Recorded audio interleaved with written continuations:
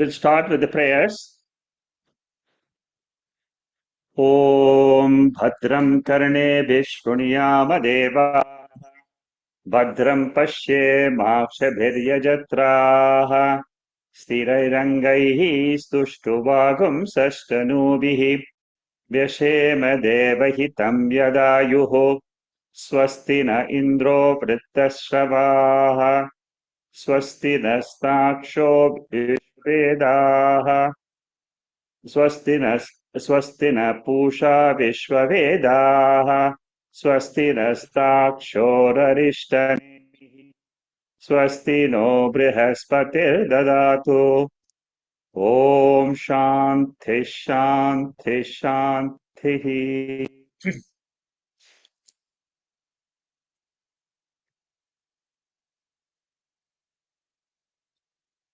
We are studying Mandukya Upanishad, the Shankara Bhashyam, the third chapter, named Advaita Prakaranam. We are in the 39th verse. About 10 more verses are there for the end of this chapter.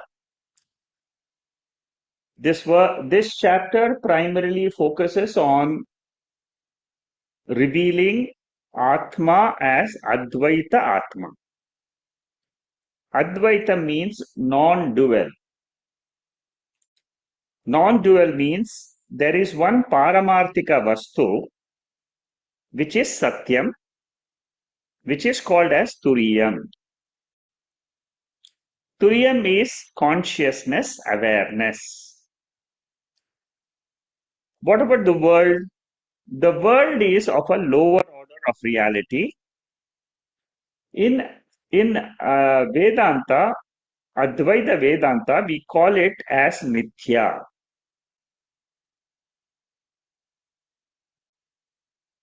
Why do we say consciousness is non-dual when we have world and consciousness? The reason is consciousness is of a higher order of reality, world is of a lower order of reality. Without consciousness, there is no world. Exactly like without waker, there is no dreamer. Without consciousness, without Turiya Atma, there is no waker. Therefore, Turiya Atma is called as Advaitam. This word Advaitam is very, very important for us to understand the nature of Atma. The nature of the body is Panchabhutas, 5 elements. The nature of Atma is Chaitanyam, awareness. And this entire world which we see resolves into Chaitanya. Because it resolves into Chaitanyam, we say the world is Bhaditam. Bhaditam means negatable, eliminatable. Where is it eliminated? In Sushupti Avastha. In the sleep state, the world is not experienced by us. Don't hold your identity to the body. If you keep on holding the identity to the body, then you will say, I am a sleeper. You have to move away from the body and find out who am I. You are called Turiya Atma. Now, this Turiya Atma is not only beyond the sleep state, it is also beyond the dream state and the waking state. That is the next lesson to be learned. Once you learn these two lessons, what you can do is you can have a nishtha. Nishtha means what? You learn to abide in Turiya Atma. If you can abide in Turiya Atma, you are called as Jivan Mukti. You have got the phalam. All your study of Bhagavad Gita, Upanishads and Brahma Sutra should result in this ultimate success, in which you claim I am Turiya Atma. The world is available for experience, but it is mithya. With this background, we should study the verses in chapter 3. I will go to that 39th verse, which we started last week. Before I go and before I start today's talk, I will play verse for you so that you can see the continuity. अस्पर्शयोगो वै नाम अस्पर्शयोगो वै नाम दुर्दर्शः सर्वयोगिभिः दुर्दर्शः सर्वयोगिभिः योगिनो बिभ्यति यस्मात् योगिनो बिभ्यति यस्मात् अभये भयदर्शिनः अभये भयदर्शिनः. Here, Gaudapadacharya says that by the knowledge, yoga means knowledge here. What is that knowledge? The knowledge is touch of the untouched. Asparsha means connectionless, relationless. There is something in the world which is called as Turiya Atma, which is connectionless, relationless, but it exists. And that is my Swarupam. It is my real nature according to Vedanta. Why are seekers afraid to enter this Asparsha Yoga? Because all the seekers are habitually identified with their ego. In Turiya Atma, there is no ego. You would not know that I am this body. Exactly like in sleep. The best example of Turiya Atma is the sleep state where you have to get awakened. You get awakened from the sleep state, not in the sleep state, but in the waking state. Now, a jnani who has entered this Turiya Atma becomes fearless. That is what Gaudapadacharya wants to say in this 39th verse. Last week we did some of these slides. I will go back to the slide where we stopped. This Chin Mudra, which comes in Dakshinamurti Stotram, very beautiful symbol for Turiya Atma. So when we take the three fingers, those three fingers which you see which are straight are representing waking, dream, sleep. Normally your fingers are straight, all the five fingers.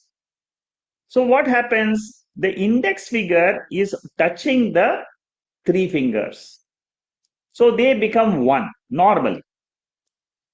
Now you have to turn that index finger. Index finger is the jiva. And the thumb represents Paramatma. The index finger, which is normally attached to the waking dream and sleep, has to leave the waking dream and sleep and merge with Paramatma. So this symbol represents drop your identification with the three states, with Vishwa, Taijasa and Prajna, and attach yourself to Nirguna Paramatma. And this seventh mantra, according to Gaudapadacharya and Shankaracharya, represents this symbol which is Chinmudra. There is an activity of Samyoga and Viyoga, which we have seen in Bhagavad Gita 6th chapter. Viyoga means dissociation from sorrow. Samyoga means association with sorrow. So association, dissociation is what is called as samsara. What is asparsha? Asparsha is dissociation with the identities of waker, dreamer, sleeper. And what is the second step of asparsha? Asparsha means connectionless. So the second step is attaching yourself, identifying yourself with Turiya Atma, which is revealed in the seventh mantra. Normally speaking, this knowledge, first of all, to get this knowledge is extremely difficult. You have to go through Shravanam, Mananam, Tattvabodha, Atmabodha, and so on, and then come to Mandukya Upanishad, and then come to the seventh mantra. Majority of us are Madhyama Adhikari and Manda Adhikari. Manda means of a lower category. Madhyama means mediocre. Uttama means superior, highest cadre. In Kathopanishad, this mantra comes in the first chapter, second section. And it says that some people, they hear this Turiya Atma. Having heard also, they don't understand this Turiya Atma because it requires a change in the mindset. Immature mindsets, they hold on to the world for security.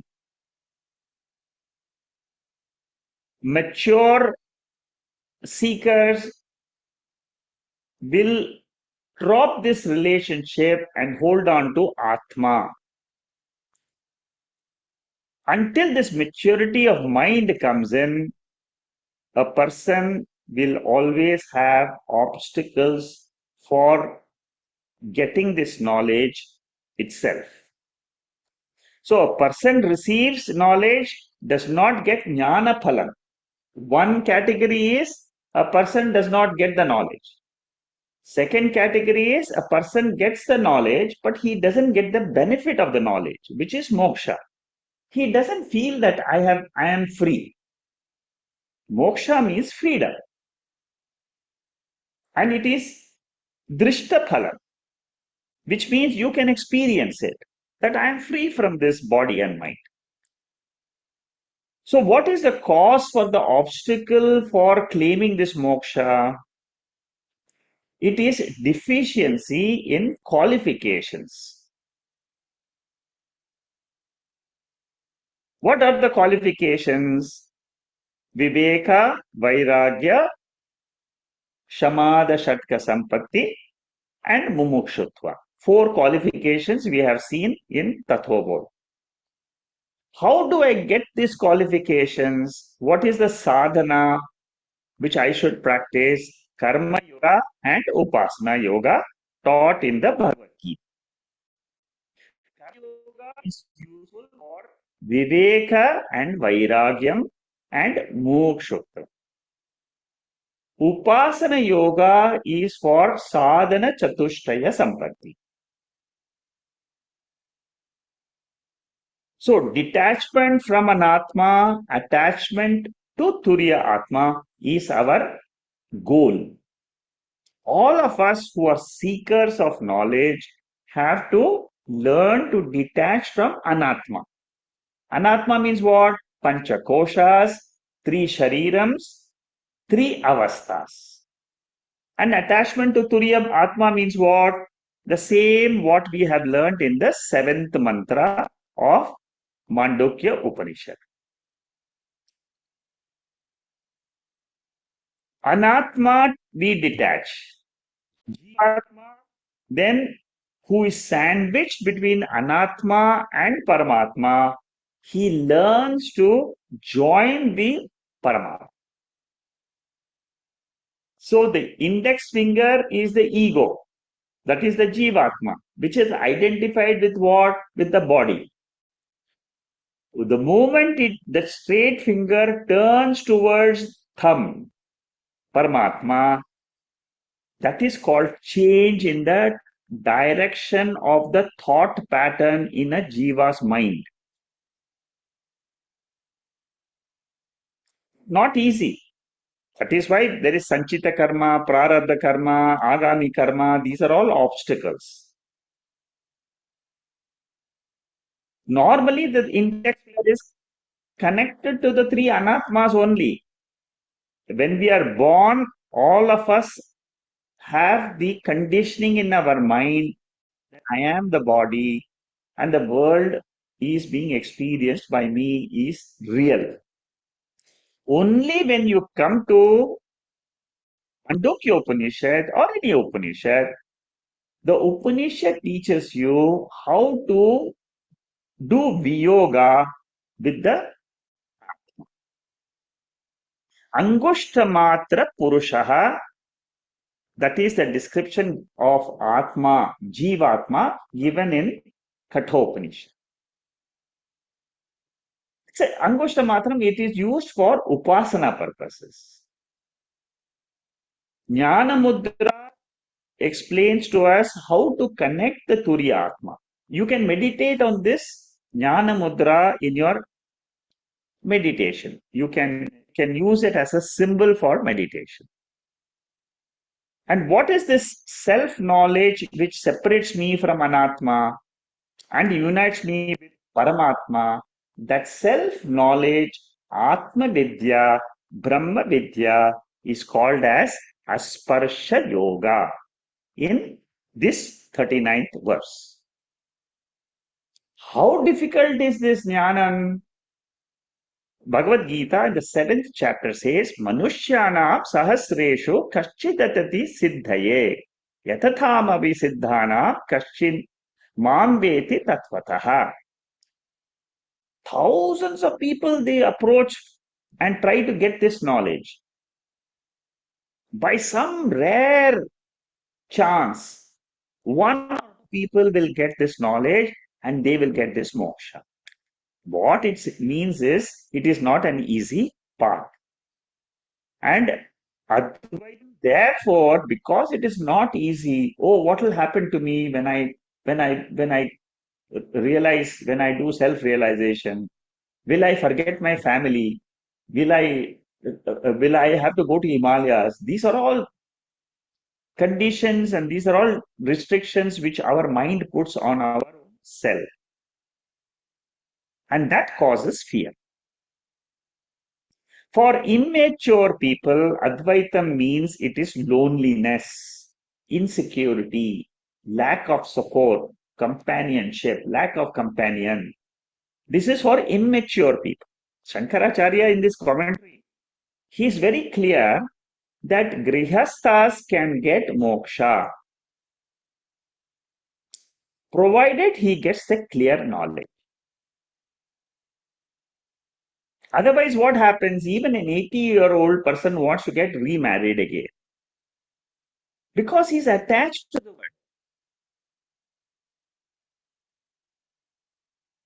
Different mudras are used. Bhagwan takes twofold mudras, Varada Mudra and Bhaya Mudra. Varada Mudra means Sukha Prapti.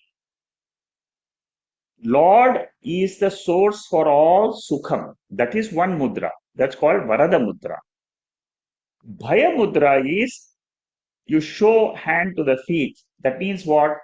In some of the statues, you will find that the palm faces the feet.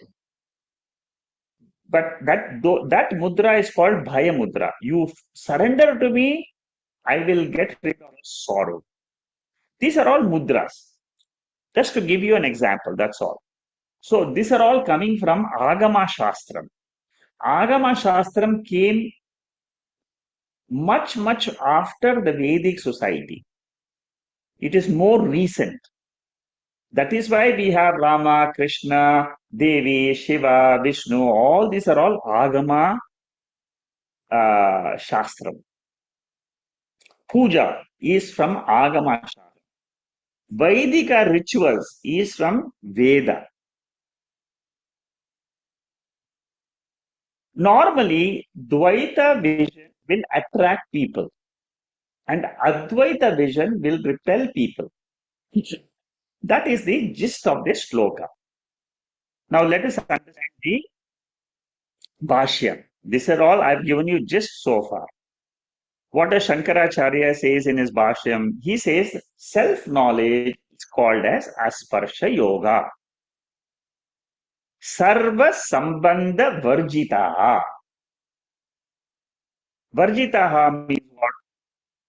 You drop all connections and relationships whenever you want to be with your Swarupa. See, in meditation, we take up those mantras by which we drop the anatma portion and hold on to atma. But anatma exists where? It is a part and parcel of atma only. In binary format, see, triangular format means what?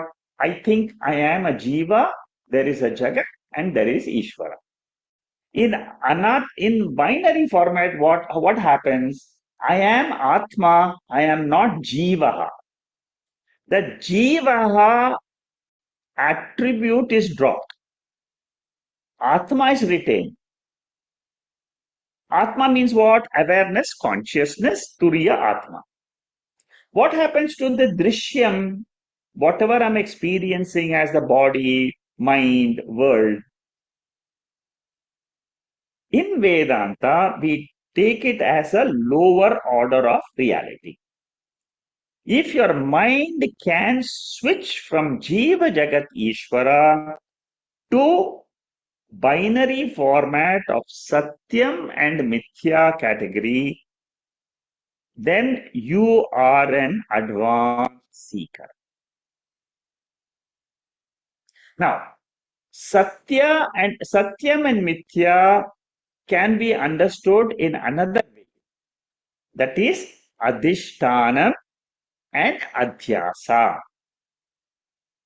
This is Shankaracharya's very favorite idiom. Adhisthana, Adhyasa, Sambandha. Between what and what? Between Turiya Atma and the entire waker, dreamer, and sleeper. There is only a relationship of the Turiya Atma as Adhishtanam. There is no real relationship. There is no real connection between my Swarupam and what I experience as the world. How do I experience this? What are the two examples? We have seen mirage water. Mirage water is not factually there. Sand is fact. On sand, we superimpose mirage water. Similarly, rope snake. On rope, I superimpose snake. Dream world. On the Adhishtanam waker, I superimpose dream world. On Turiya Atma, I superimpose the waking world. So waking world is equivalent to that rope snake. Now you are understanding what is the rope and what is the rope snake. The relationship between rope and rope snake is Adhisthana Adhyasa Sambandha. That is why Brahma Sutra starts with Adhyasa Bhashyam. The moment you understand Adhyasa very clearly, the seventh mantra will be like a apple in your hand. Every seeker will say, I know this Atma, that I am. Now that you are trying to reveal to me through these mantras and through this study, I only am dropping my ignorance about this Atma. It is always there. It is difficult to attain, but it exists. This Atma is hidden. Where is it hidden? It is hidden in the Panchakoshas. Because it is the subtlest in creation. Without Atma, there is no creation. This is what Vedanta teaches me. So don't think that what will happen to my relatives, my son, daughter, if I am not there. I there stand for the body. I doesn't stand for the consciousness. The moment you shift your identity to consciousness, the first thing which will happen to you is you will get rid of all the bhayam. Vedanta has got prakriyas, how to communicate to the students. What are the prakriyas we have studied? This is just a summary. Adhyaropa, apavada. This is where an adhisthana and adhyasa comes in. Shariratraya viveka. Gross body, subtle body, causal body. Then avastatraya viveka. You can use any of these methods and you can decide which one is more appealing and more easy for you. Each one has a taste. Some people will come and tell me, I like this neti neti. It's easy for me. Some people tell me this avastha trayam is the easiest. Because I can easily drop waker, dreamer, sleeper, and I say I am the Atma which is beyond the three states. So prakriyas are handled by the Guru to give the message of Shastras to the students. And when you're listening itself, this happens. You see, the moment you see, if I'm telling you that you are Turiya Atma beyond the waker, dreamer, sleeper, you can drop and say that I am the Atma. Atma means it is higher order of reality. In that higher order of reality, there is no world. Accept it. Exactly my anubhava. How do I corroborate the study of the scriptures with anubhava? You ask a question in the waking state, what happens to me? That me which is there as a waker is not there in the sleep state, it is dormant. But in that dormant state, what stands out? There must be something else. And that is what is called as Turiya Atma.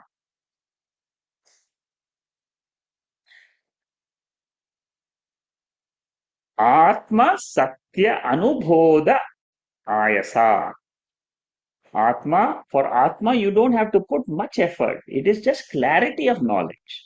That is what Shankaracharya says in the 610th commentary. In the next commentary, he talks about fear, which I have already explained to you, that once you are in Turiya Atma, there is no fear because there are no relationships. The individuality which was there with the body, it is not there in Turiya.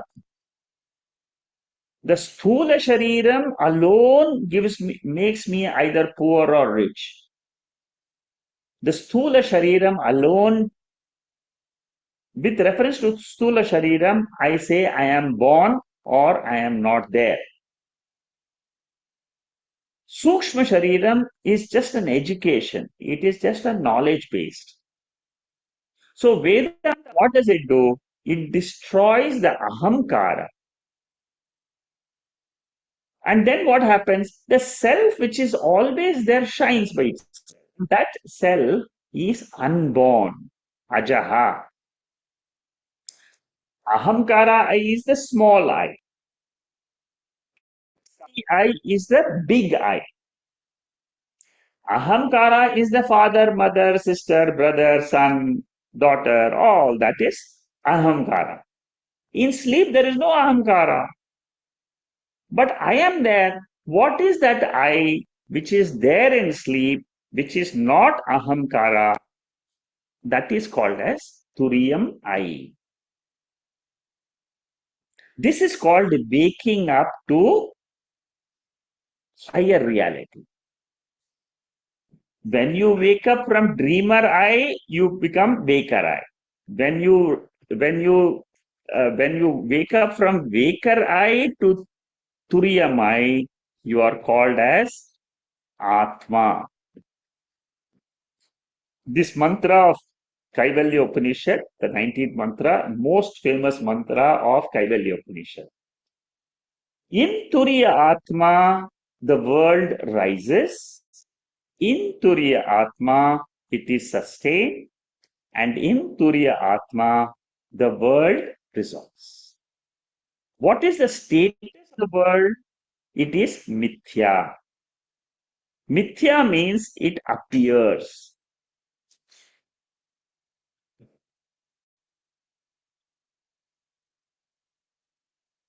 In dream, a, a Sishya, a student asks, where is Baker? Where is that Baker? But Baker is not around in the dream world. Guru cannot show him the Baker. Guru in dream cannot show him the Baker. The Guru in the dream cannot say you are the Baker. Why? Because Sishya is in dream. Guru has to say what? You are Desha, Kala, Atita, Atma, Vaker. Sishya says, what is the proof that I am the Vaker? Because I am in the dream world. But the Guru cannot show that Vaker because Vaker is Paramartika Tattvam.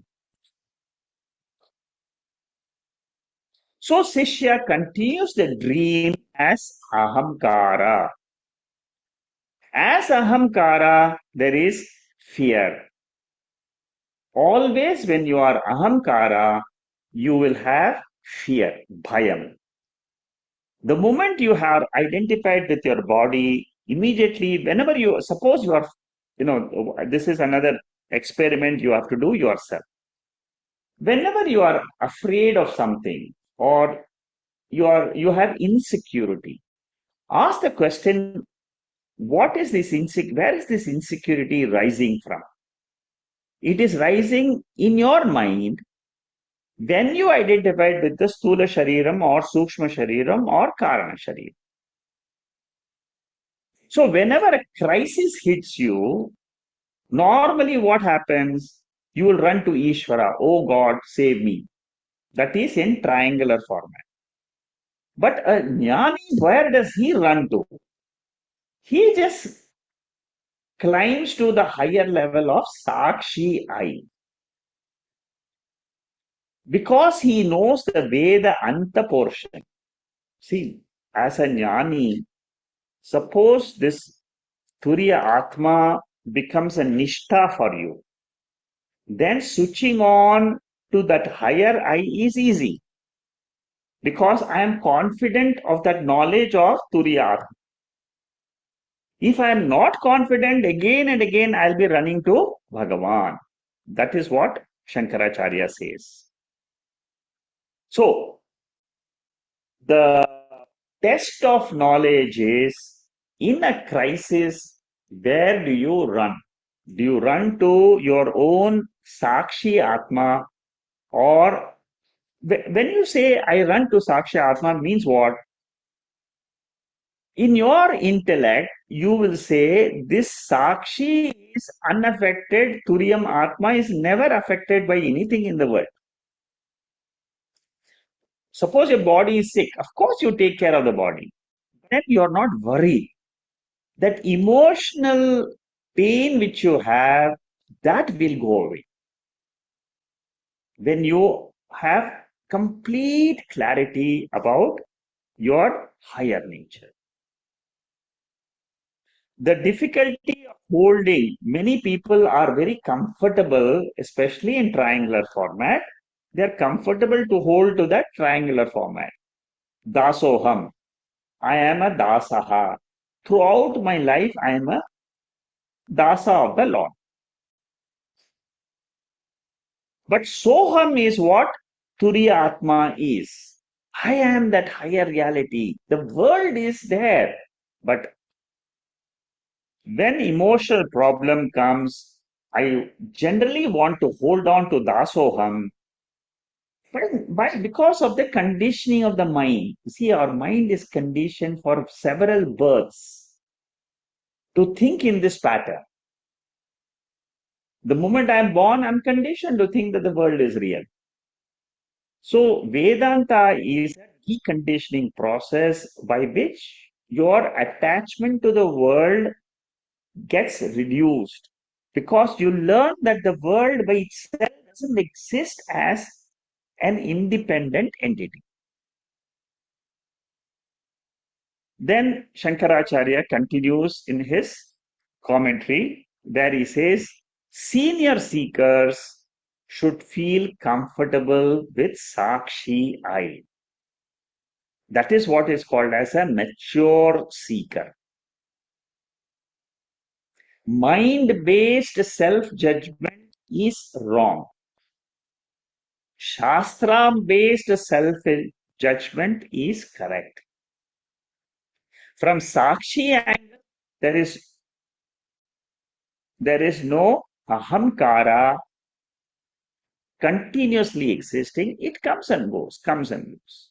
So what do we first understand? There is something called as Turiya Atma, which is higher nature of the body as well as of the universe. You must not forget that there is a self for the universe also, and there is a self for the shariram also. Prapancha also has a self. Shariram also has a self. Shariram and Prapancha are inert. The self of the individual and the self of the total is Sakshi Turiya Atma. Tattvamasi. You are that. When the teacher points a finger at you and tells you, you are that Atma, you should be able to drop in your own mind the Anatma body and the Anatma Prapancha and hold on to Tat. Tat here represents the Lakshyartha of the individual as the total. This Tat is Paramarthika Satyam. What about the world? World is like a rope. It is Anatma. It is experienceable, but it is Mithya. So all our Indriyams, Jnana Indriyams, Karma Indriyams, Sukshma Shariram, Stula Shariram, Stula Prapancha, Sukshma Prapancha, all of them put together is called as Mithya. See, when you say Mithya, it doesn't mean just one body. It means the entire Anatma Prapancha. Na Paramartha Vidyate. At the highest level of Atma, the world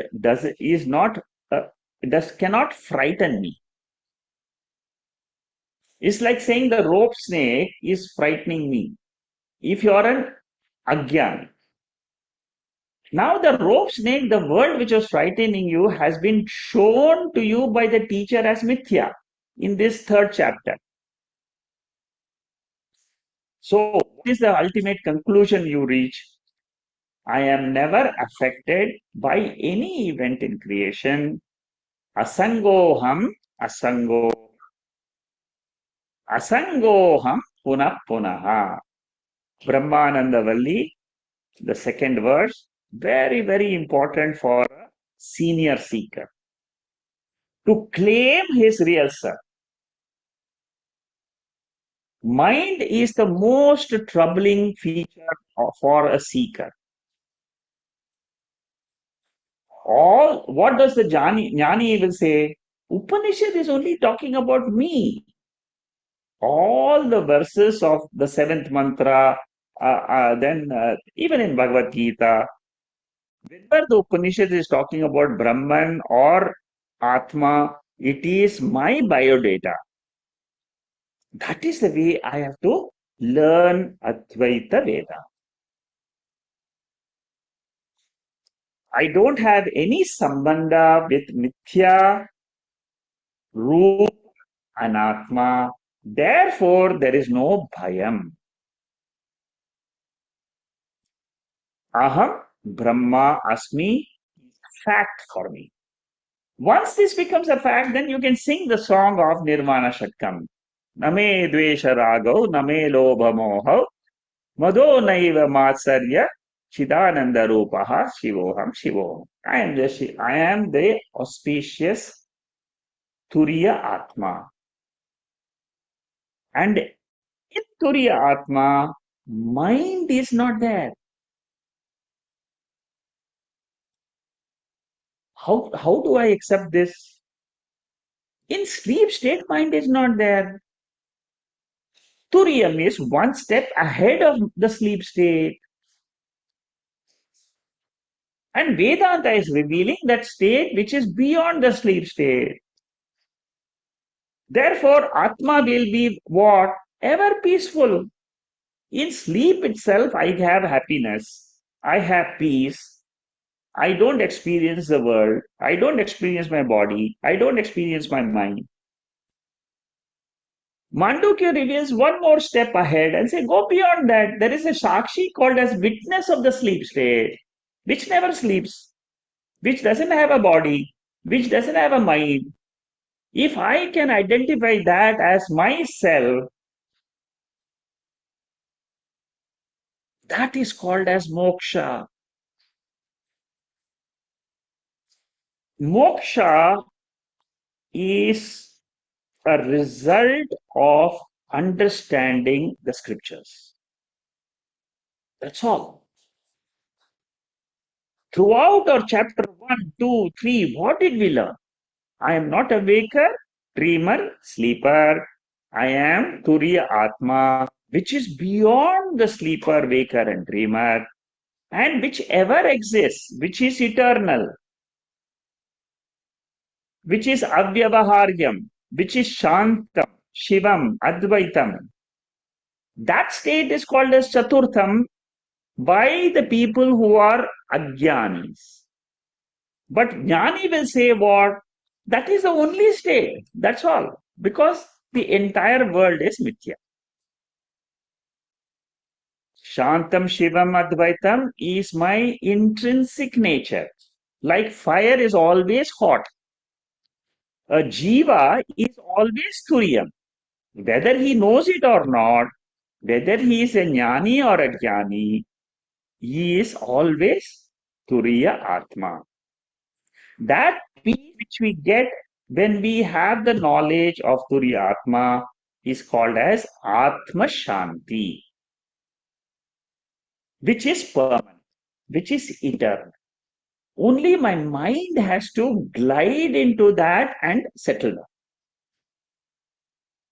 Mental peace is only temporary. Suppose you do japa, temporarily you will have some peace. But knowledge alone gives me the intrinsic peace of Atma.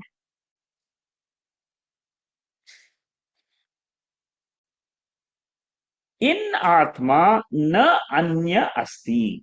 Even vasanas are not there because they are mithya.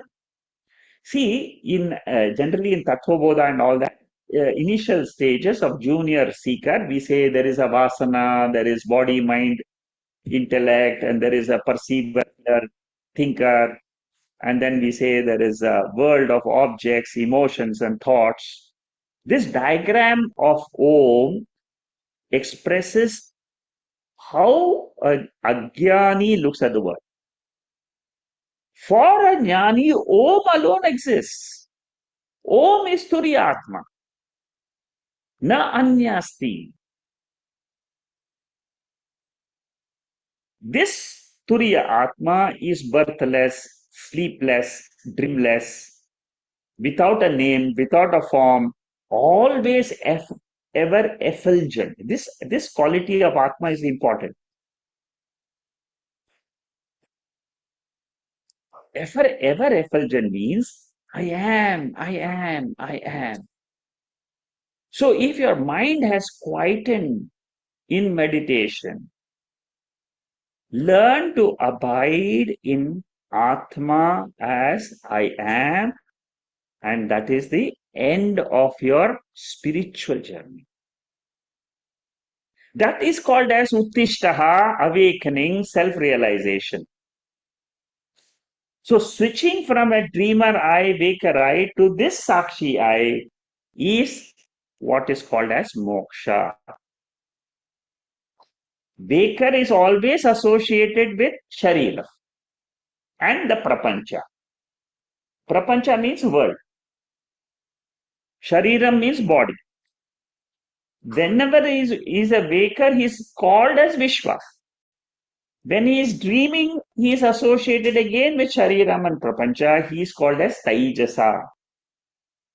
The world, the totality is called as Hiranyagarbha. The world in the waking state is called as Virat. Because world also has a sentient being connected with it. Body has a sentient being. World has a sentient being. What we are trying to understand is what is the common element between the sentient being in the world and the sentient being in the body. Sleeper is always associated with ignorance, which is called as mula avidya. It is also an object of for the awareness. For Sakshi, there are three words. One is ignorance, second is dream world, third is waking world. The three words are related, but what is absolute? It is Turiya Atma.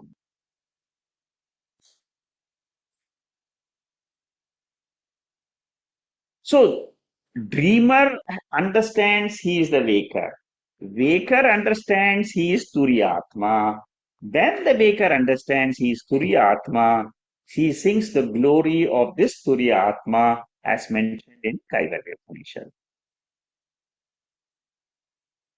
Dream, see, one thing which happens, which is different between waking from dream to the waker and from waker to this Turyatma, the the what remains is that when you get the spiritual knowledge from the waking state, what happens? You get the spiritual knowledge. I am the Turiya. Now the waking world still continues for you, whereas the dream world drops when you become a waker. The waker's world will continue till the prarabdha of the body is there. You have already gone beyond the body level, prapancha level, and you are residing, you are abiding in Turiya because of the knowledge. You have got moksha, you got the phalam of the knowledge. In spite of the phalam of the knowledge, you continue to experience the body and the world because of the prarabdha karma. That is what is a fact which we should understand, which Shankaracharya reveals. In Bhagavad Gita, the Sthita Prajna section gives you the mindset of a jnana. And how does a jnani look at the world? Similar thing is being discussed in this 39th shloka and the 40th shloka. Another way to look at this world is Aryapada and Karanapada. We have seen this in Mandukya Upanishad, the 6th mantra and the 7th mantra. Seventh mantra is Nirguna Pada, that is Turiya Atma, Chaturtha Pada. The sixth and the fifth mantra deal with Karana Pada, which is Maya or Ishvara. Karyam means what? The waking and dream. Even though I as Turiyam, I accommodate Karanam as well as Karyam, I can stand alone independently as Turiyam. That is the highest pedestal. I am Karya Karana Vilakshana. I am no more identified with the three padas because I know my real self, which is Asangoham, which we have seen before. Now, this teaching gives spiritual liberation from the point of view of I, the Atma. Now, suppose I am not able to get the benefit of freedom, then there are obstacles. What are the obstacles? The obstacles is slowly now in the next two, three verses, we are going to study what are the obstacles which are there in a seeker. Now, one of the main obstacles which is related to the mind is vasana based thoughts. What are the vasana based thoughts? These are all this is a study of the mind, the structure of our emotional personality. We all have desires, fear, anxiety, hatred, anger, jealousy, depression. All these are vasanas. They are embedded in the Karana Sharira. How to get focusing ability of the mind so that I can abide in Atma.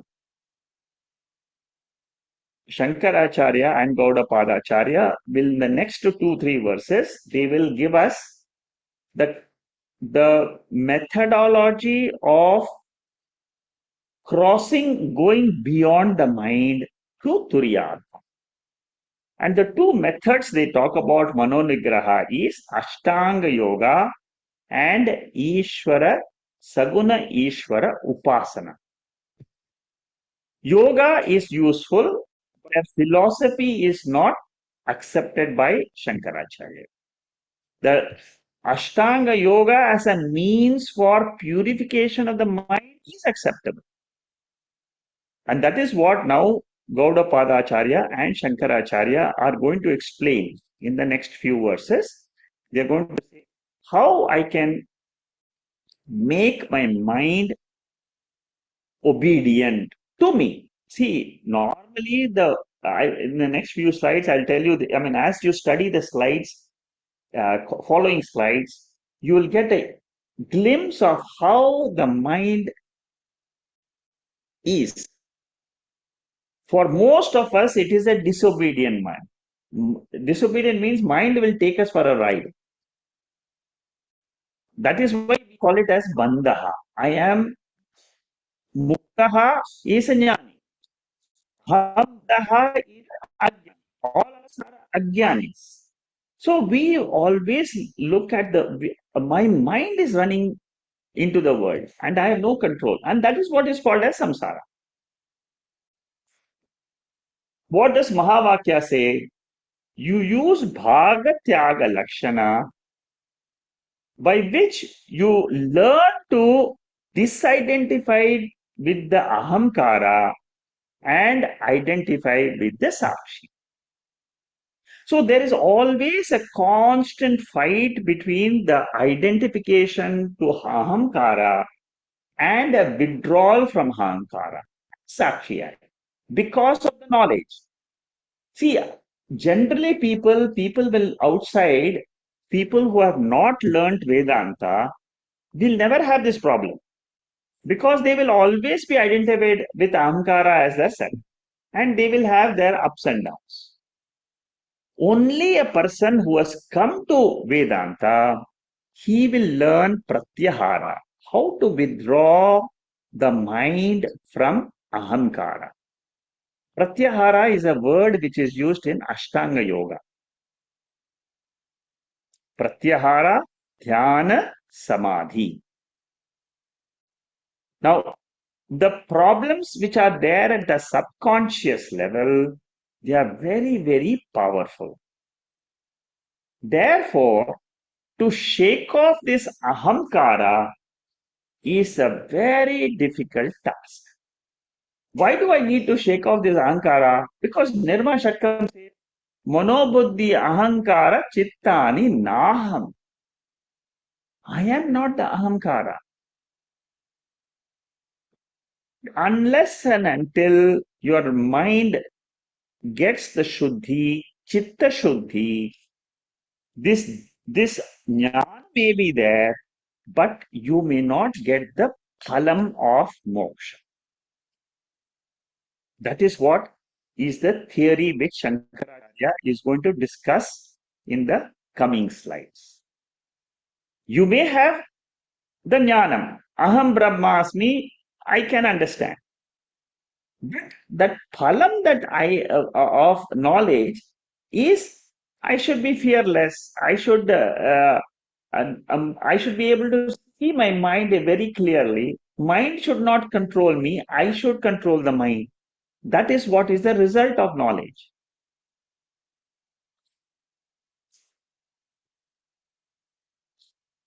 When I am able to see the mind clearly as anatma, I discover the peace called Atma Shanti. It is a discovery. This comes only when you are able to drop the mind as anatma. But it takes time. It takes a long time for a seeker. Many seekers, they have to struggle to get this hold on their mind. Senior seekers who are very clear, who have got the chitta shuddhi, the moment they get the knowledge, they will say aham brahmasmi and turiya atma asmi. They will walk away from the class and say that the knowledge I have already got. There are some madhyama seekers and manda seekers who require karma yoga and upasana yoga because of the deficiency in their mind. They see the mind as real. That is the central point. All of us, by nature, we are born like that. We are conditioned to think that the body is real, mind is real, world is real. Conditioning is there. Vedanta removes this conditioning by showing you the light of Turiya and says that Turiya Atma is Satyam, Satyam, Turiya Atma is Satyam, I am Satyam, Jagan Mithya, Aham Satyam, Jagan Mithya, Brahma Satyam, Jagan Mithya. That, unless that happens in your own mind, this Triputi will still be very real and they will affect you. Satyam Mithya, there is no relationship. Satyam is Adhisthana, on which this weaker dreamer sleeper is rising every time. The main lesson we have to learn is mind does not have an independent existence. What about Atma, I, the awareness, consciousness, Satchidananda Atma? That has independent existence. What is the proof? In the sleep state, I exist as this Turiya Atma. When I wake up from the sleep state, I relate to that Turiya Atma and say, I was there in the sleep state as Sakshi. Normally a jnani will say, I was a sleeper. But a jnani will say, I was a sakshi to the sleep state, to the sleeping ahamkara. And Atma Vyatirikta Sambandhi Manaha Asti. That means Atma without the relationship of the mind exists eternally. That is why you go beyond death.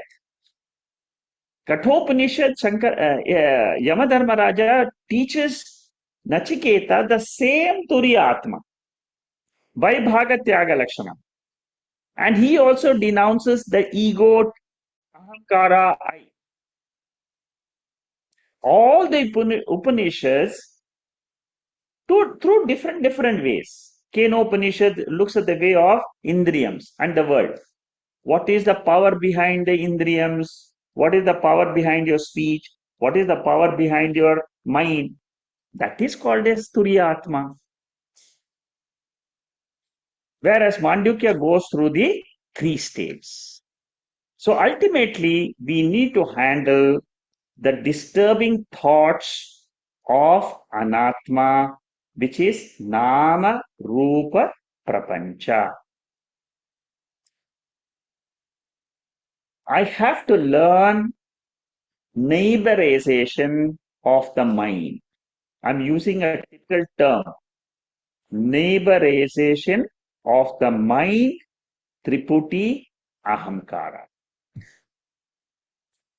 They are there, but they are my neighbors. I am not them.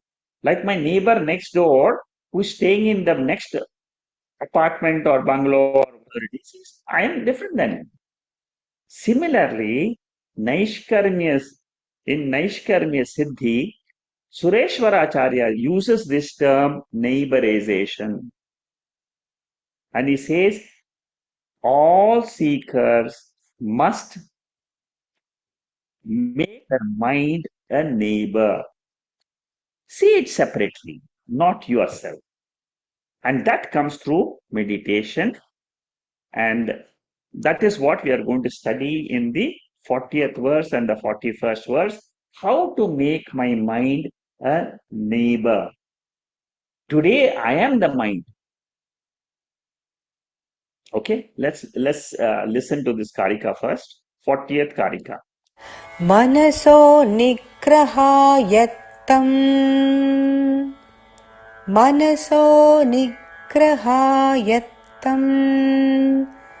अभयं सर्वयोगिनाम् अभयं सर्वयोगिनाम्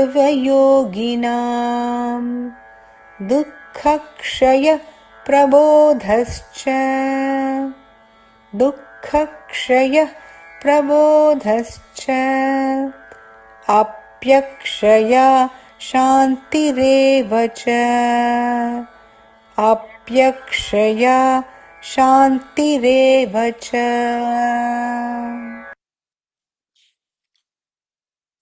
Yogis who do not follow Jnana Marga, they depend on the control of the mind for fearlessness.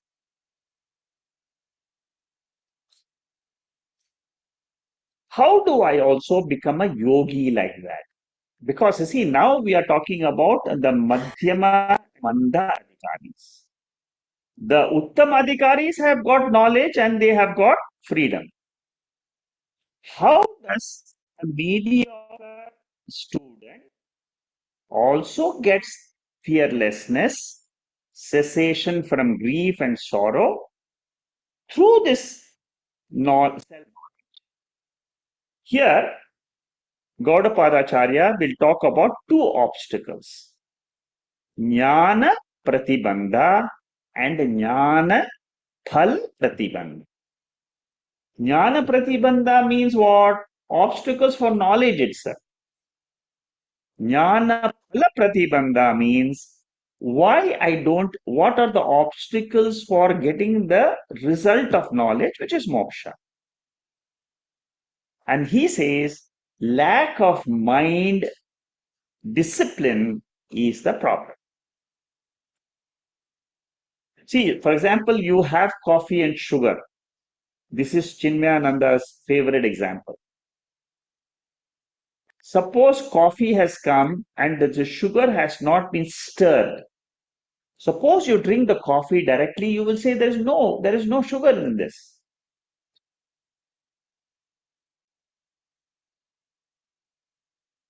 Suppose the sugar is stirred properly and then you drink. Same thing happens with the seeker. Seeker goes and gets the knowledge from the Upanishads and says, Aham Brahmasmi. But he has not churned his mind. The stirring of the sugar is churning contemplation in the mind. If that stirring up is not happened, there will be obstacles. Anger, fear, desire, worry will continue if you don't have contemplation or if you have not done mananam. How do I do mananam? By sitting in meditation and thinking about this Atma continuously for 5 to 10 minutes every day. For some students, Tattvabodha itself is enough. And they are Uttamadhikaris, like Nachiketa, like Shvetaketu in Chandogya Upanishad, Narada in Chandogya's 7th chapter.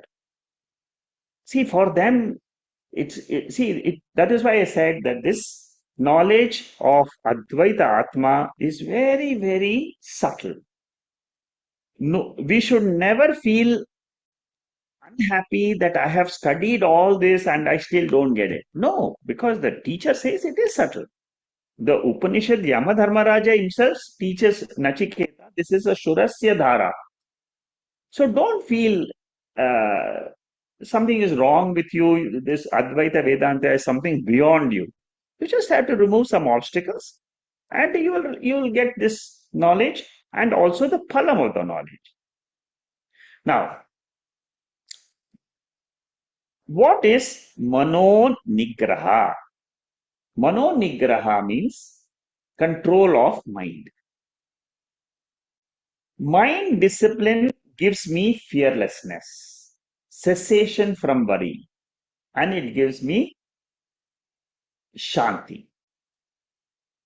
What troubles this Shanti in the mind is involuntary thoughts which rise in the mind. They are not deliberate thoughts. There are two types of thoughts which come in your mind. First thing you should understand about your mind is there are involuntary thoughts which are called as vasanas. And there are deliberate thoughts which you decide. I want to plan what I should do tomorrow. It is your thoughts, it is deliberate, voluntary thought.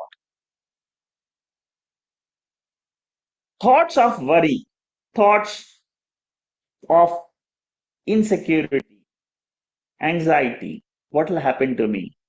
All those are all involuntary thoughts. Slowly, Shankaracharya in this mantra and the next mantra till the end of this 48th verse, we are going to slowly understand the nature of our mind and how to get control over this mind. Anyastham mano nigraha. Dependent on this mind discipline, I can get fearlessness. This fearlessness is one of the phalam, jnana phalam. Today, I am not able to get the jnana phalam because there is an obstacle. Even if jnanam comes, jnana phalam, which is abhayam, will not come because of the mental discipline which is absent. Fear, the first thing you should understand is fear, sorrow, grief. At any time you experience in your own self, in your own mind, or you experience through somebody else's mind. You can watch somebody and he is always sorrowful. He is in grief or he is in pain, mental pain. All this is to do with the mind.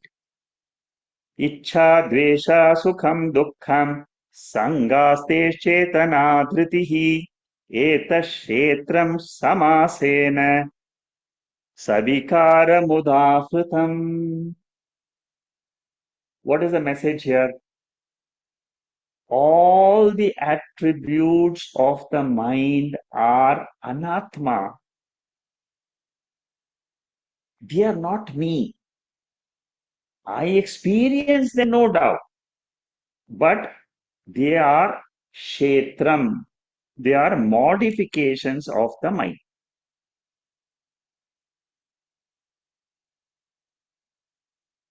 We have to learn to replace those thoughts with Atma thoughts.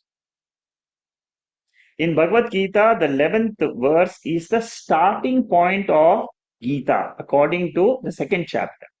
First chapter is a history, but the Gita begins in the 11th verse. Shankaracharya's Bhashyam starts from this verse. Ashocyananna shochaswan prajnavalam shabashase kathasuna kathasumsha nanushocinta pandita. Why are you in trouble? Why are you grieving? That is the question Krishna asked to Arjuna.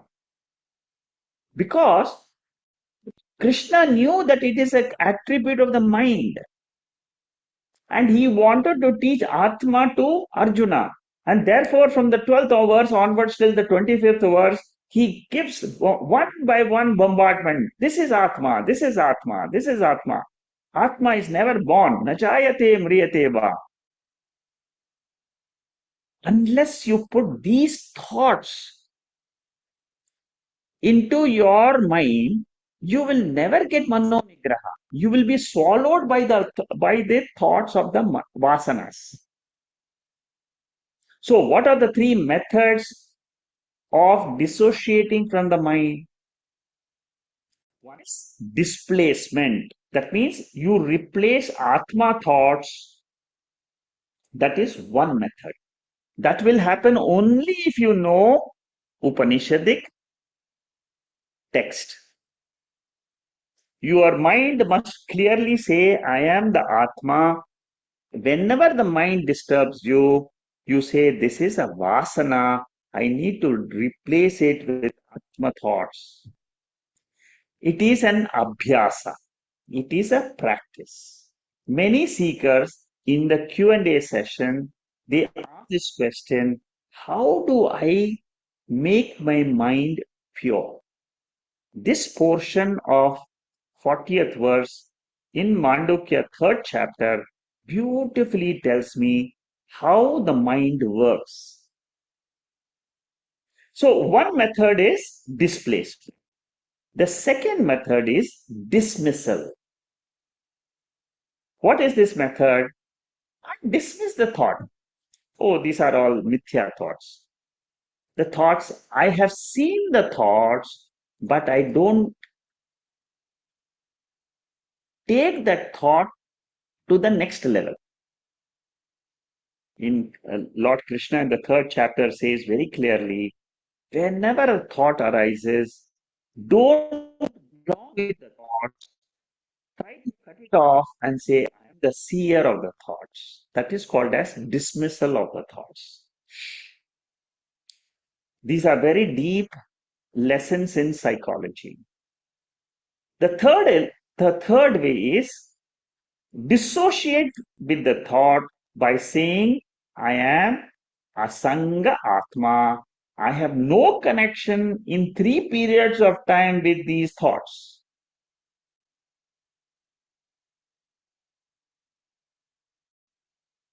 Very, very difficult, but it is possible. A jnani has learned all the three methods: replacement, displace, dismiss, dissociate. Three Ds: displace, dismiss, dissociate. If I, as a seeker, can control my mind, have mano nigraha with the help of three Ds taught to me by Shankaracharya, then my mind slowly will become pure.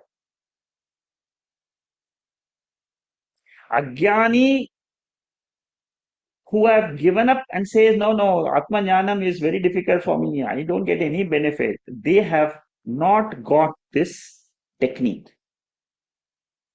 They can't displace, dismiss, or dissociate from their thoughts. All these three doors are closed for them because they are avivekis. What is the meaning of aviveki here? The main thing is I have not followed the Nirvana Shaktam mantra, which is this mantra, which is the first mantra. Mano buddhi ahankara chittani naham. I will stop here today. It's a very deep topic, and it'll go on for another 4 or 5 verses. The balanced verses are all dealing with the same topic, and uh, so this I will start next week from this side. But remember, we are dealing with a very important topic in for the seekers, especially people like us who have got difficulty in absorbing this knowledge because of our mind's condition. Okay, so with this, I stop Mandukya Upanishad session today. Oh,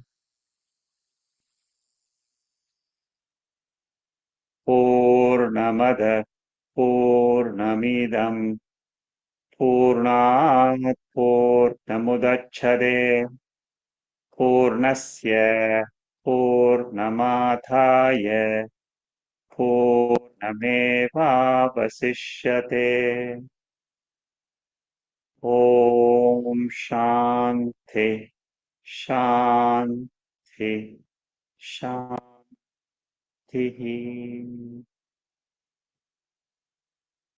There are no questions on the chat box. In case you want to reflect on anything on today's talk, you can raise your hand and you can speak. Sekhaji, Bolo, Bhai. as you were saying, mind of the neighbor, how do we relate the sentence? What is it? I can't understand. Mind? Mind of the neighbor or something like that. Mind of a neighbor. Okay. See, normally, what do we think? We think this, I am the body, and in me there is a mind, and I am the mind. So this is what is called as a jiva bhava. I am a jiva, I have a body, and I am the mind. For example, suppose you say, I am born. That means what? It is the birth of the body. So being born and is related to the body. It is not related to me, the Atma, which is Chaitanyam, which is consciousness. You have to differentiate between Atma and body. That's the first thing. So when you say I am born, means you are referring to the body. Now let's come to the mind. Whenever you say, I was very disturbed in the morning today with my son. He didn't do what I wanted him to do. Therefore, my mind kept on thinking about my son again and again, why he did that, why he didn't do that. No, that is called as sorrow in the mind. Now, this sorrow does not belong to me, the Atma. I am someone different than me. So this is called as neighborization. Suppose somebody is staying next to your house. He is your neighbor. So will you say that that neighbor is me? You will not say that. So Shankaracharya's disciple called Sureshwaracharya, he's written a very beautiful book called as Naishkarmya Siddhi. In that book, he says, you treat your mind like you treat your neighbor. Slowly, it will not happen immediately. Slowly you tell, I am different than the mind. Mind is disturbed, but I am not the mind. That is what is called as neighborization. It is called as making that mind as a something different from me. समझ गया अभी? Is it clear? So treat your mind as your neighbor. Ah. So how do we explain this? Treat your mind as your Treat your neighbor. mind means, see, the problem is that we have always been thinking, I am the mind, I am the mind. It is a conditioning of the mind. Okay, how do you do it? Start telling yourself that mind is different from me. Mind means thoughts. Mind means emotion. I am not that emotion of anger. I am not that emotion of uh, desire, pleasure. All these are all anger, fear. Suppose you are afraid. What will happen to me after 5 years, after 10 years? Where will I live? What will I do? What will happen to my son? These are all thoughts. These are all thoughts in the mind. It is not the inert body. These are all sentient thoughts in the mind. Now, the mind is today, it is assumed that that is me. All of us, without the knowledge of Shastra, without the knowledge of this Bhagavad Gita or Upanishads, we will take this mind as me. This is a big, very big problem for all seekers. So slowly, how do you make the mind as a neighbor? You should tell yourself, I am Atma. I am not the body. I am not the mind. Practice to say this, say 5 times in a day. Whenever you close your eyes, just know the mind will keep on thinking. At that time, you tell your mind, I am watching the mind. I am not the mind. I am a seer of the mind. I am a sakshi of the mind. So this way, what happens? Slowly, you will create a distance between the mind, the thoughts, and you. So It you is say a Ham Brahmasmi or something like that? you should say Aham Brahma Asmi, Aham Atma Asmi, I am Atma, I am Atma. I have learned this from the Bhagavad Gita. I have learned this from the Upanishads. So by telling yourself two things, I am Atma, mind is different from Atma. I am not the mind. I am not the body.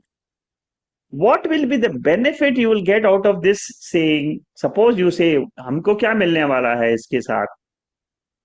So you will then, what the guru will tell you is, you will get rid of fear in life.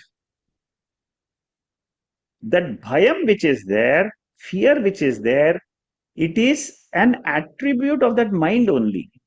That fear thoughts will become less and less as you practice this meditation more and more.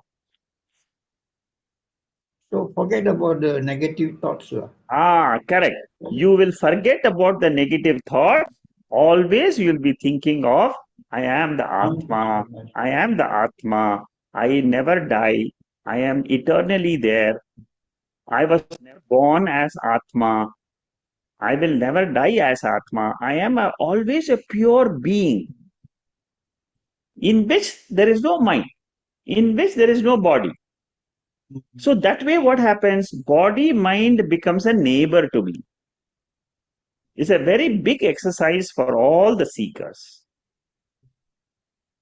Now you got it, right? Yeah. Good. Thank you. Thank you. Thank you, Baba. Thank you. Yeah, Ramchandra. Yeah, Namaste, Shekhar ji. Namaste, boliye. Yes. I just got one strategy. I mean, so in the similar lines. So, as per the Kathopanishad, 1.3.3, Atmanam Radhinam Vidhi, Sariram Radham Evatu, Buddhintu Saradhim Vidhi, Correct. Manasagraham Evacha. Yes. So, now, even before me going to the Atmic state, so because for many lives, I did not train my intellect at all. Yes. So what what is coming to my mind is so it is very much possible because I don't know how to become Atman, but at least the mind, that intellect can be trained so much that it doesn't really go in the wrong direction. And as you said, for the vasana kshayam, right? For any because of my earlier vasanas, if I get a bad thought, a bad inclination, a bad provocation, so then I should again use my intellectual power to cancel it, to nullify it, and that's how I should first train perfectly the intellect, right? Yes.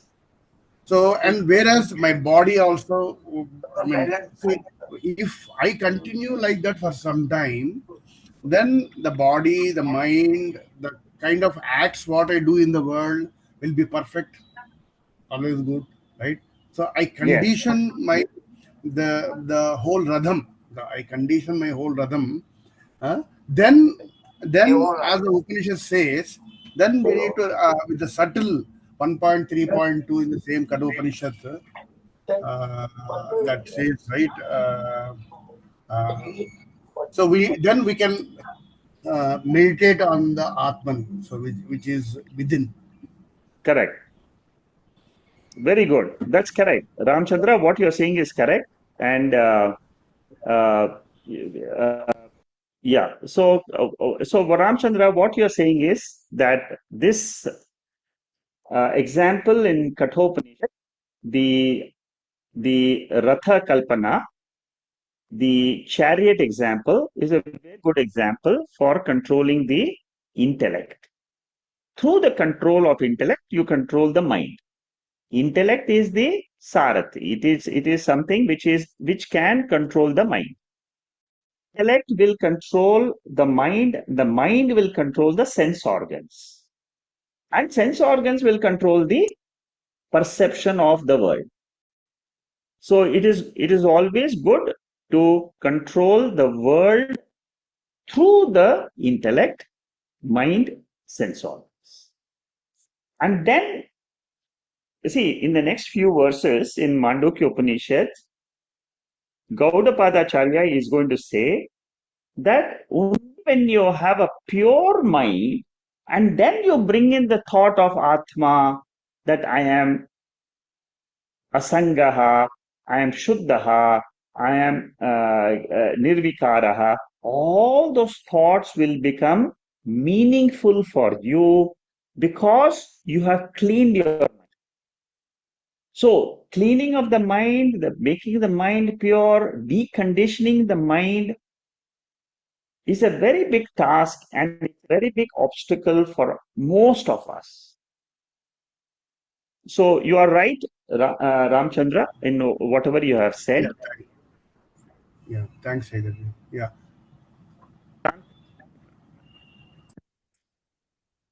Namaste, Shekharji.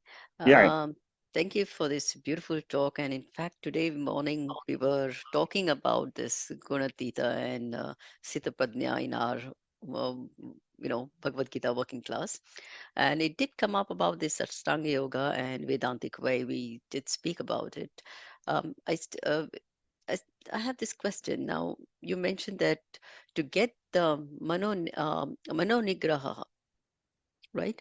There are two ways. One is Ashtanga Yoga, and the other one is Guna Ishvara Upasana.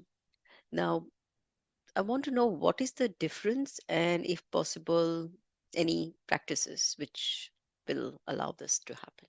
Yeah, I'm going to discuss this in more detail in the next class. Okay. What in the next class, the Shankaracharya gives a very big explanation, 2, 3 verses, and he says Okay. how Ashtanga Yoga, how Upasana will help in Manonigraha. That is the topic which you're going to study in the next class. But Okay. just to Then give I you can a wait. very simple Yeah. answer, see, Ashtanga Mm, Yoga means, first of all, there are 8 steps in Ashtanga Yoga. Uh, mm, you have niyama, you have asana, you have yama, you have all these basic steps is the first 5 steps.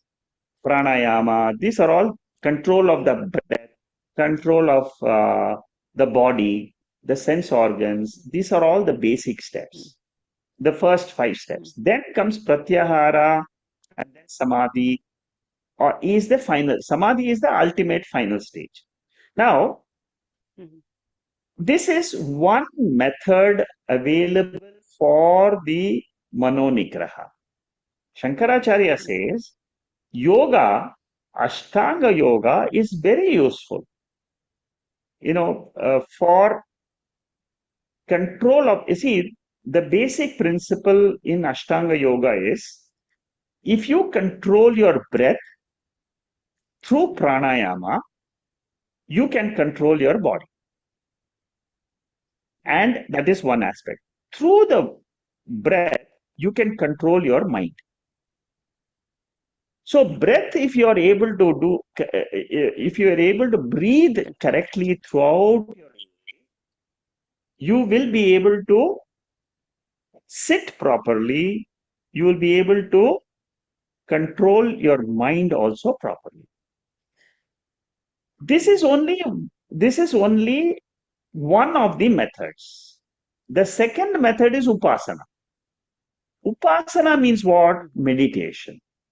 Meditation mm, before knowledge. mm, Before knowledge, it is called upasana. We are going to discuss all this next week, but just because you asked the okay. question, I'm just telling you a brief answer. Through Yeah. upasana, what do? I try to decondition my mind. My mind is Mm, yes. conditioned to believe that the body is real, mind is real, world is real. This is the conditioning of the it is the conditioning of the mind which is coming in every birth. It is normal conditioning. Everybody has this problem. Now, Veda is telling me I am not the mind. Mm, How do I change the direction of the mind from saying it is real to saying it is mithya? That Mithya. is the topic Gaudapadacharya is entering now. In the next 8 verses, the balanced verses, they are beautiful verses for people like you and me, where we are walking the path of spirituality. We have got the phalam of that knowledge, but we are slowly moving towards making our mind, because uh, mind is bandha karanam, mind is moksha karanam. A controlled Mm, mind is moksha karanam, moksha. and Yeah. uncontrolled mind is bandha karanam. Maya Throughout my controlled, day, you can say. do I have a controlled mind or do I have an uncontrolled mind? Each one has to decipher this, has to understand his own mind. So you have Mm, to understand your mind and ask a question: is the mind controlling me or I am controlling the mind? mm, The best way to answer this is in meditation, you will know.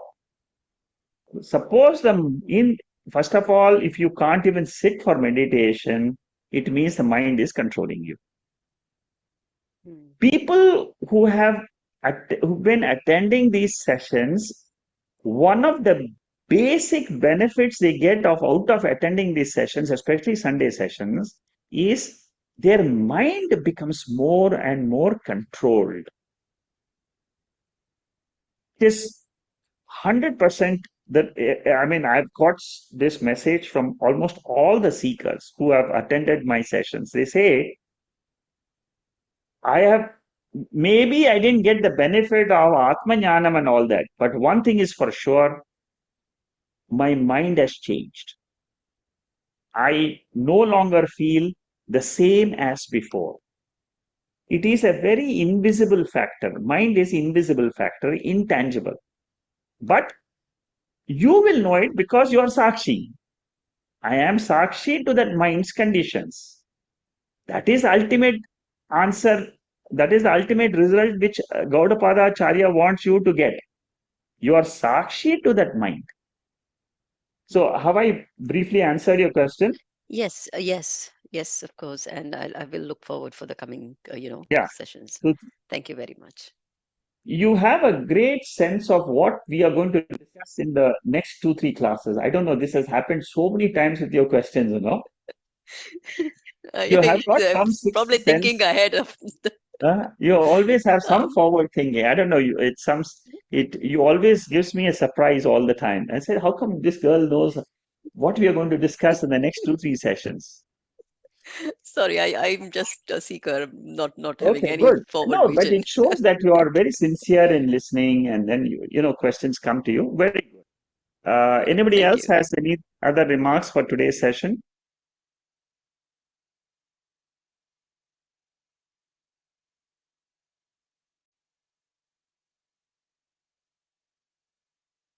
If there are no questions, then we will Yeah. continue next So week. I have a Yeah. doubt, sir. Yeah, go ahead. We were all talking about only about negative thoughts, but even the positive thoughts also spoiled the peace. Positive thoughts is also called as peace. No, positive thoughts spoil the peace. Yeah, they will also spoil the peace. Correct. You So see, we should have a thoughtless state. that is an ultimate thing. You see, what we have to do is from negative thoughts, we have to become positive thoughts. By having a negative personality, always thinking this is not, no, the world is bad, and all the things which we talk in our mind that everybody is in the world is bad. All negative thoughts we have to weed out first. Then, in that weeded out mind, we have to put in positive thoughts initially. After some time, even these positive thoughts have to be replaced by no thoughts. That no thoughts will only come when you say, I am Atma. That the third stage of thoughtlessness will be born only by Atma Jnanam and assertion of I am Atma. Okay. Automatically, it will not happen. You can try any method, vasanas, prarabdha karma will not allow you to have a thoughtless mind. Okay. Impossible. You will run away to Kailash, you will run away to all those places, any place, Uttarakashi, you will go to all, but your mind will not leave you. Mind is something intangible, and you have no control over your mind. Ishvara has control over the mind. He is karma phaladata. Karma phaladata means all the karma results of your karmas are coming to you, are expressing, are coming to you through your thoughts. Sukham and Dukham are nothing but your thought expressions. And that Sukham and Dukham you experience because of prarabdha karma. The only way to get rid of this prarabdha karma is to neighborize your mind. Sureshwaracharya, the disciple of Shankaracharya, in Naishkarmya Siddhi, he has understood this problem.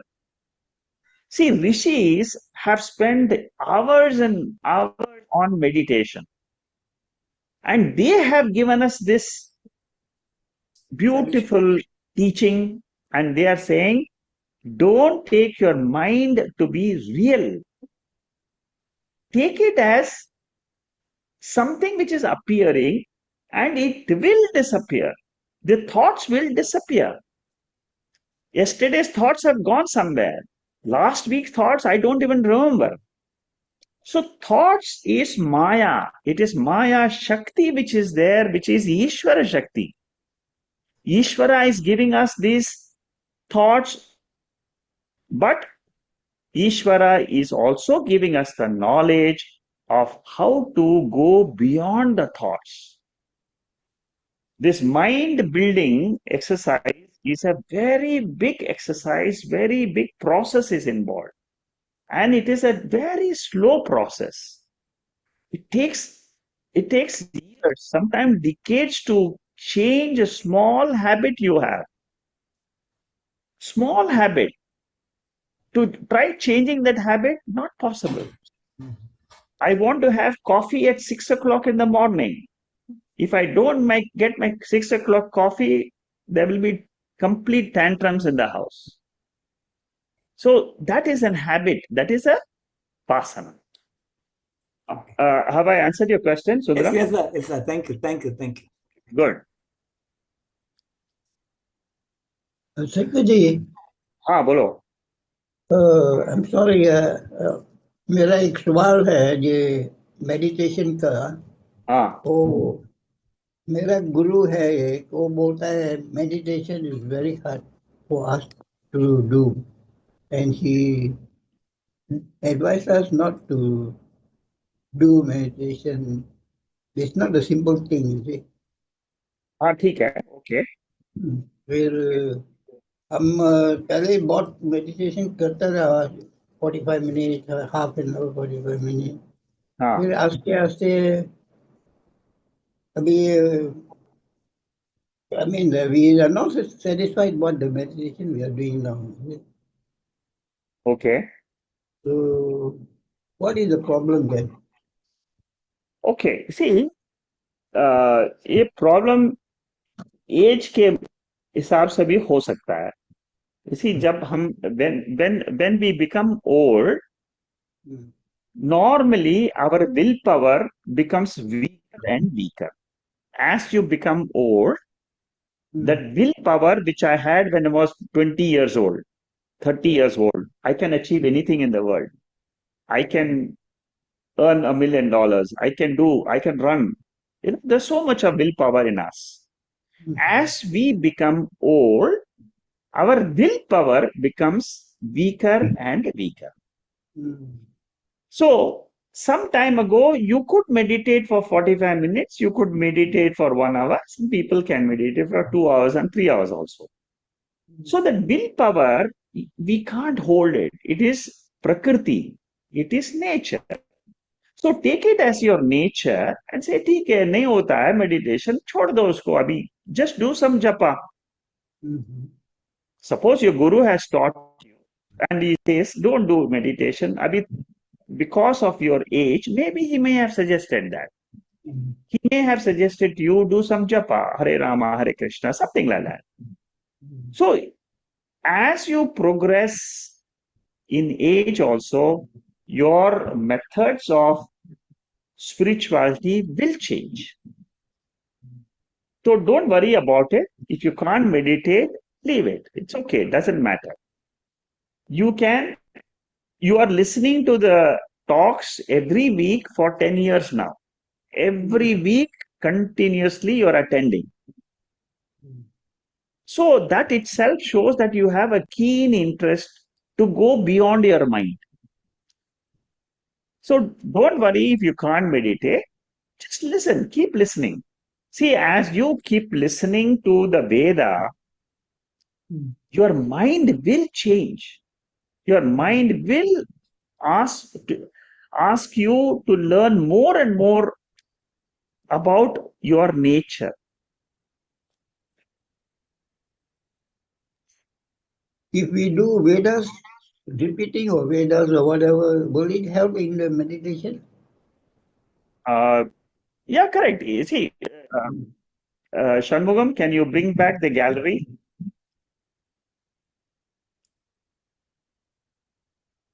I think Shanmugam has got disconnected. Yeah, no, it's back. Yeah.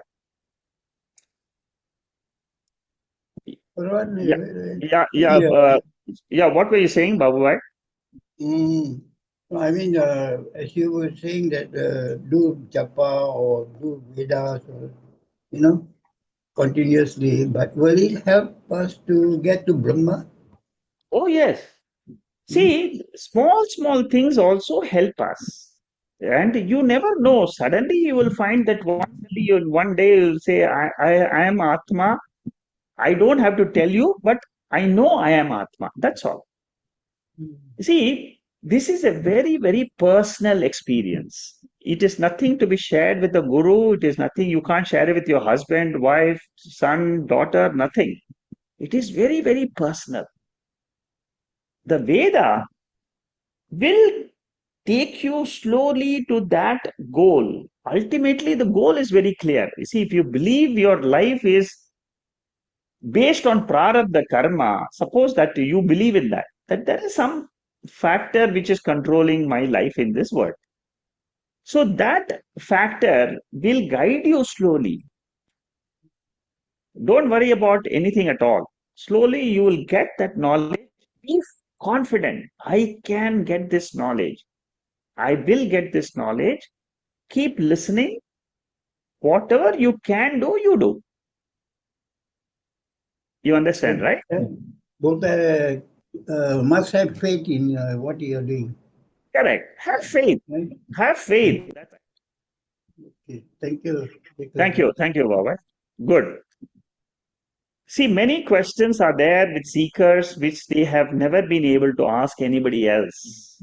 In these are the sessions when you can come out and share your experiences, your obstacles, your bottlenecks. You see, all of us have these obstacles, but when you share, what happens is you get more clarity. Yeah, at least you gain some knowledge. Correct. You get clarity, and you yourself will grow. That's good. Yeah. Yes. Thank you. Thank you. Yeah. Anybody else has anything?